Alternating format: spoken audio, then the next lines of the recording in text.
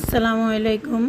অনেকে বুঝেন না পেটিকোটের ফাড়াটা মানে পাড়ার অংশটা কোন জায়গায় দিয়ে রাখবেন।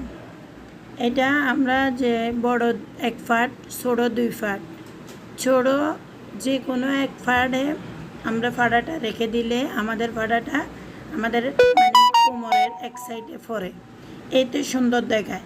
অনেকে দেখি মাঝ বরাবর, আবার বড় বড় যে কাপড়টা এটা ফেটে ওইখানে দেয়, তাহলে এটা একদম নাভি বরাবর ফাটাটা হয়ে যায়, দেখতে এতটা সুন্দর লাগে না। তো আমি মনে করি সাইডে ছোট আর বড় যখন জয়েন দিব তখন তার মাঝখানে একটা ফাড়া দিয়ে দেওয়াটাই সবচেয়ে উত্তম। এক সাইডে ফাড়াটা থাকে, দেখতে অনেক ভালো লাগে। তো এই যে দেখেন আমি যেভাবে দিচ্ছি এভাবে যদি দিয়ে দেন তাহলে দেখতে এত খারাপ দেখাবে না, এটা ভালোই লাগে। ওইটা একবারে কাজ হয়ে যায়, সেলাইও হয়ে যায়, আলাদা করে ফাটি আবার এখানে আলাদা করে দিতে হয় না।